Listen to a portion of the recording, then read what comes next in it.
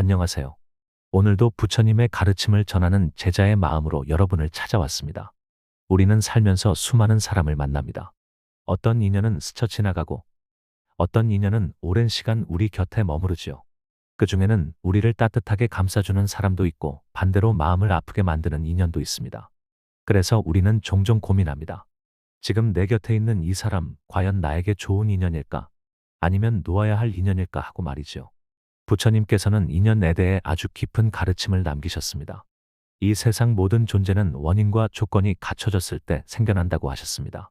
즉, 우리가 지금 만나는 이 인연 또한 그냥 생겨난 것이 아니라 과거의 업과 조건이 모여 지금 이 순간 맺어진 결과입니다.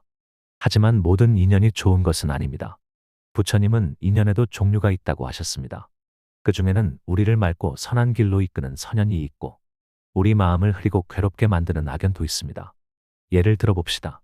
어떤 사람과 함께 있을 때 괜히 마음이 조급해지고 나도 모르게 다른 사람과 자신을 비교하게 되고 마음이 자꾸 시기와 질투로 어지러워진다면 그 인연은 내 안에 번뇌를 키우는 악연일 수 있습니다.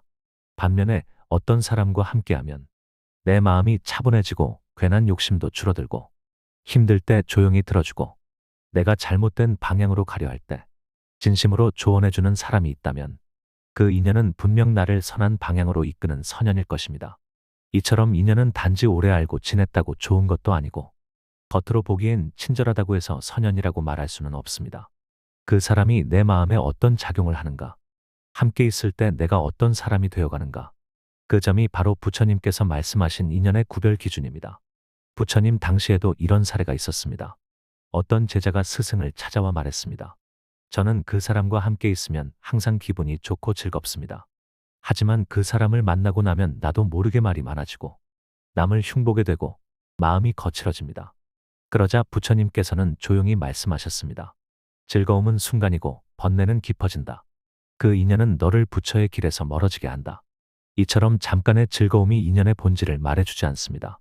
중요한 것은 그 인연이 내 삶을 어디로 이끌고 있는가입니다. 그날 저녁 한 젊은 제자가 조용히 부처님 곁으로 다가왔습니다. 그는 고개를 숙인 채 말했습니다. 세존이시여, 저는 요즘 한 사람과의 인연 때문에 마음이 혼란스럽습니다. 그는 저를 자주 칭찬해주고 함께 있을 땐 참 유쾌합니다. 하지만 이상하게도 그 사람을 만나고 나면 제 마음이 늘 불안해지고 다른 사람들을 비난하고 싶어지고 때론 나 자신이 싫어지기도 합니다. 그런데도 자꾸만 그를 찾게 됩니다. 그 인연이 좋은 것인지 나쁜 것인지 모르겠습니다. 부처님께서는 고요한 미소를 머금으시며 대답하셨습니다. 좋은 인연은 내 마음에 평화를 싹 틔운다. 나쁜 인연은 달콤하지만 그 뿌리는 괴로움이다. 무엇이 너를 웃게 하는가 보다 무엇이 너를 맑게 하는가를 살펴보아라. 때로는 너의 어리석음이 누군가에게 끌리게 하고 너의 외로움이 인연을 왜곡하기도 한다.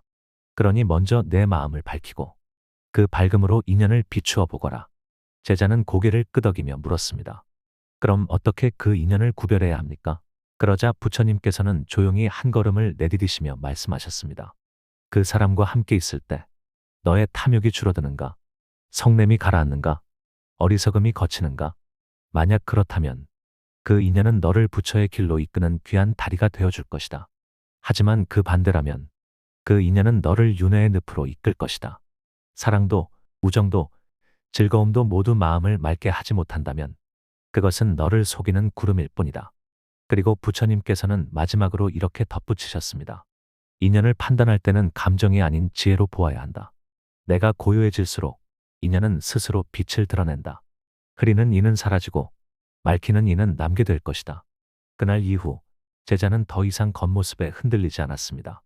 누가 얼마나 즐겁게 해주는지가 아니라 누가 나를 진실된 나로 돌아오게 하는지를 기준으로 인연을 바라보게 되었지요. 이처럼 부처님의 말씀은 언제나 우리 마음의 작용을 기준으로 인연을 바라보게 하십니다. 관계를 맺기 전 관계 속에서 흔들릴 때 부처님의 이 말씀을 한번 되새겨보면 좋겠습니다. 그 인연은 너를 맑게 하는가? 아니면 너를 더 흐리게 하는가?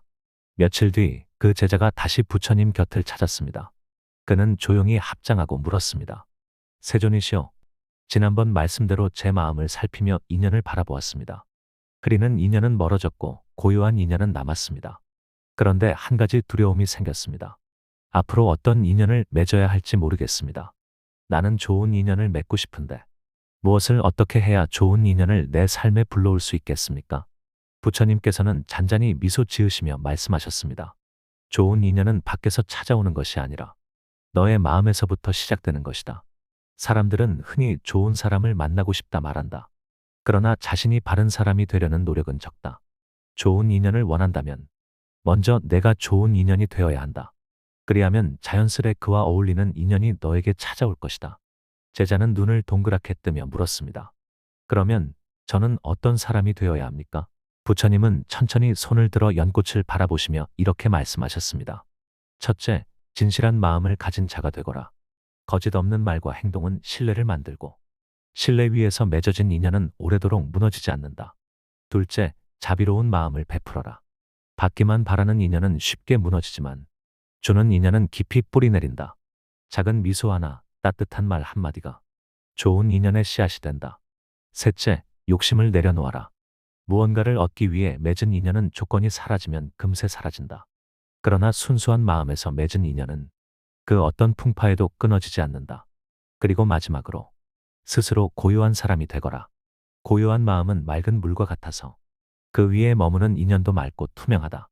마음이 혼탁하면 그 위에 아무리 좋은 인연이 와도 진흙 속 연꽃처럼 숨겨지게 된다. 그 말에 제자는 깊이 고개를 숙였습니다. 부처님께서는 한마디를 더 덧붙이셨습니다. 좋은 인연을 바란다면 기다리지 말고 먼저 실천하라. 진실하고 자비로운 마음이 향기가 되어 선한 이들이 너에게로 모이게 될 것이다. 그렇게 맺어진 인연은 서로를 부처의 길로 이끌게 된다.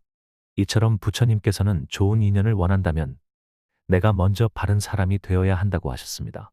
외로움에 흔들리지 않고 욕심에 눈멀지 않으며 진실하고 따뜻하게 누군가를 대할 수 있을 때 그 마음이 씨앗이 되어 좋은 인연의 꽃이 피어나는 것이죠.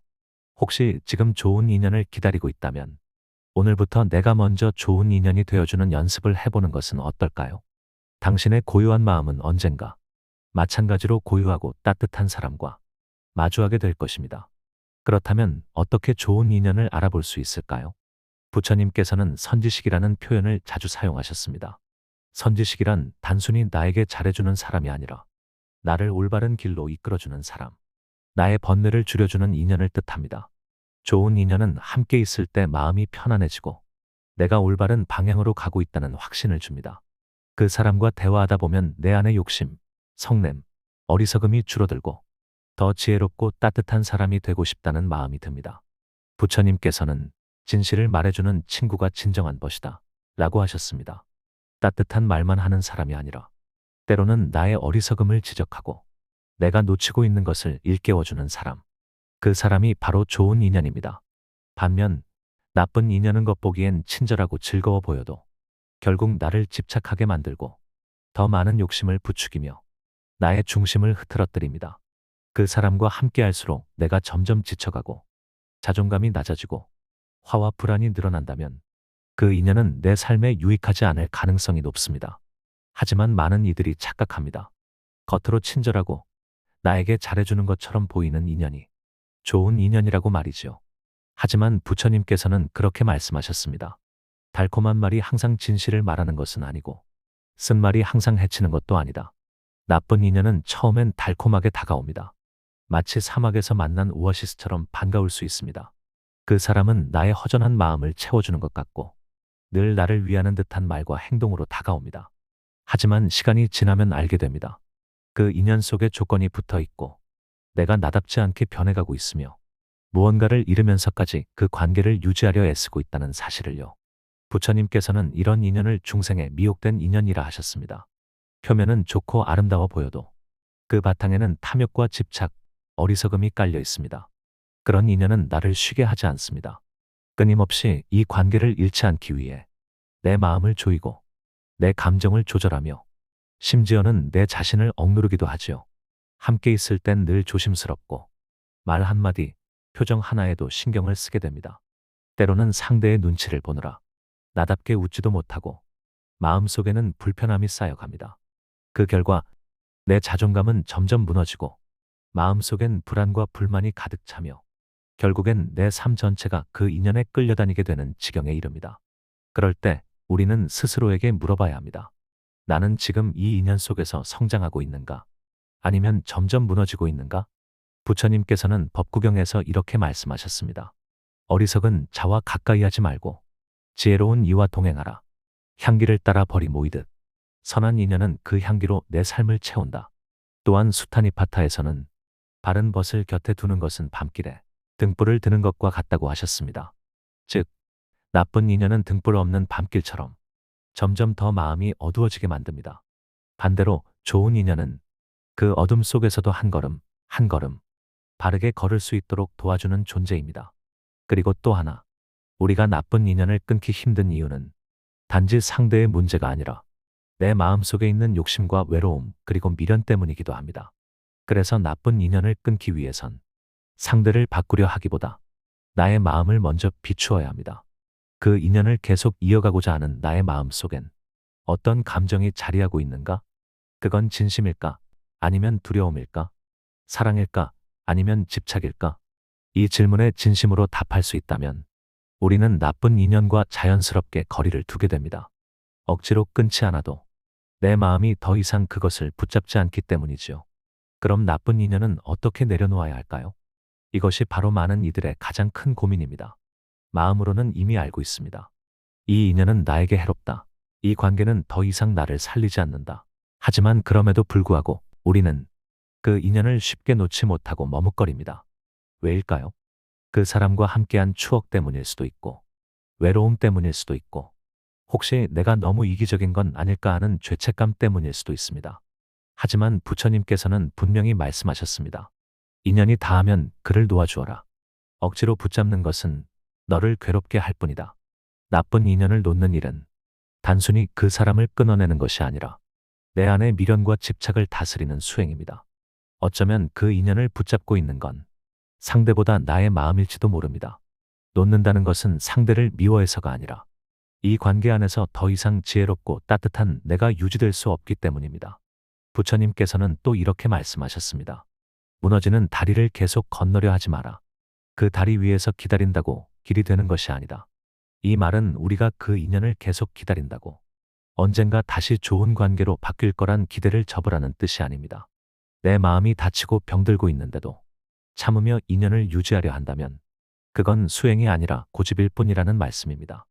그래서 부처님은 자비롭게 멀어지라고 하셨습니다. 미움 없이, 원망 없이, 그저 지금 이 인연은 내 삶에 더 이상 평화를 주지 않는다고 조용히 인정하는 것, 그리고 그 인연을 감사한 마음으로 보내주는 것. 그것이 부처님께서 말씀하신 노음의 지혜입니다. 가까이 있는 것이 자비가 아닐 수도 있습니다. 때로는 조용히 떠나는 것이 더 깊은 자비일 때도 있습니다. 그 사람이 나로 인해 더 어지러워질 수도 있고, 내가 그 사람 곁에서 계속 무너질 수도 있기 때문입니다. 놓는다는 것은 끝이 아니라 더 깊은 배움과 성장의 시작입니다. 인연을 놓으면서 우리는 내 마음을 더 깊이 들여다보게 되고, 또 언젠가 더 좋은 인연을 맞이할 수 있는 빈자리를 내 마음 안에 만들게 되는 것이지요. 그러니 혹시 지금 놓아야 할 인연을 붙잡고 있다면 오늘 이 순간 조용히 스스로에게 이렇게 말해보세요. 나는 미워하지 않겠습니다. 다만 더 이상 나를 잃지 않기 위해 이 인연을 놓아주겠습니다. 그 말 한마디가 당신을 다시 평화로운 길로 이끌 것입니다. 나쁜 인연을 놓고 나면 마음에는 조용한 빈자리가 생깁니다. 그동안 그 인연이 차지하고 있던 생각, 감정, 습관들이 사라지니 처음엔 낯설고 쓸쓸하기도 하지요. 하지만 부처님께서는 이 빈자리를 두려워하지 말라고 하셨습니다. 비움이 없으면 체험도 없다. 텅 빈 그릇에야 향기로운 차를 따를 수 있느니라. 우리는 흔히 어떤 관계가 끝나면 곧바로 다른 인연으로 그 자리를 채우려 합니다. 그 외로움이 너무 커서, 그 공허함이 너무 아파서 말이지요. 그러나 부처님께서는 말씀하십니다. 그 빈자리는 다음 인연이 머무를 수 있도록 내 마음이 준비되는 시간이다. 급하게 채우려 하지 말고 그 빈자리에서 고요히 나 자신을 마주보라 하셨습니다. 그동안 잊고 있었던 나의 감정들, 억눌렀던 진심, 스스로를 지켜내기 위해 감춰두었던 슬픔과 상처들을 하나하나 들여다보고 천천히 치유해가는 시간으로 삼으라는 것이지요. 이렇게 마음을 비우고 정리하고 스스로를 돌보다 보면 어느 순간 자연스럽게 새로운 인연이 문을 두드립니다. 그 인연은 전처럼 요란하지도 강요하지도 않습니다. 마치 봄바람처럼 조용히 그러나 따뜻하게 다가옵니다. 부처님께서는 말씀하셨습니다. 그대가 맑은 물이 되면 연꽃은 저절로 피어나리라. 좋은 인연은 찾는 것이 아니라 끌어당기는 것입니다. 내 마음이 맑고 바르게 정돈되면 그에 걸맞은 인연이 저절로 내 삶에 흘러들어옵니다. 그러니 나쁜 인연을 놓고 난 후에 빈자리를 슬픔으로 채우지 마십시오. 기대와 조급함으로 밀어넣지도 마십시오. 그 빈자리를 나 자신을 더 깊이 이해하고 더 단단하게 세워가는 시간으로 삼으십시오. 그렇게 내가 나를 잘 돌보게 될 때 어느 순간 서로를 억누르지 않고 서로를 자유롭게 해주는 진정한 좋은 인연이 조용히 내 곁에 머물게 될 것입니다. 그리고 그 인연은 이전에 모든 아픔이 있었기에 더 따뜻하고 귀하게 느껴질 것입니다. 지금 당신이 인연을 비워낸 상태라면 그건 슬픈 일이 아니라 새로운 인연을 맞이하기 위한 첫 번째 자비의 실천입니다. 부처님께서 말씀하신 것처럼 맑은 연못에는 맑은 달빛이 머문다. 당신 마음이 맑아질수록 그 위에 머무는 인연도 맑고 고요할 것입니다. 법구경에는 이런 말씀이 있습니다. 어리석은 자와 함께하기보다는 차라리 외로운 편이 낫다. 지혜로운 이와 함께하라. 그가 등불이 되어 길을 밝혀줄 것이다. 그렇다면 인연을 구별하는 기준은 무엇일까요? 첫째, 그 인연이 나를 더 자비롭고 이타적인 사람으로 만들어주는가? 둘째, 그 인연이 내 안의 탐욕과 분노, 어리석음을 줄여주는가? 셋째, 그 인연과 함께할 때 내 마음이 고요해지고 지혜로워지는가? 만약 이 세 가지 중 하나라도 해당되지 않는다면 그 인연은 나를 진리의 길에서 멀어지게 할 수 있습니다. 하지만 여기서 더 중요한 점이 있습니다. 그 인연을 바라보기 전에 먼저 나 자신을 돌아보는 것입니다. 혹시 나는 외로움을 채우기 위해 무조건 누군가를 곁에 두려 하지는 않나요? 내 욕심으로 상대를 붙잡고 있지는 않나요? 집착과 불안으로 관계를 왜곡하고 있지는 않나요? 부처님께서는 인연이 닿으면 집착하지 말고 떠나게 하라. 억지로 붙잡으면 괴로움이 된다고 하셨습니다. 세상의 모든 인연은 흐릅니다.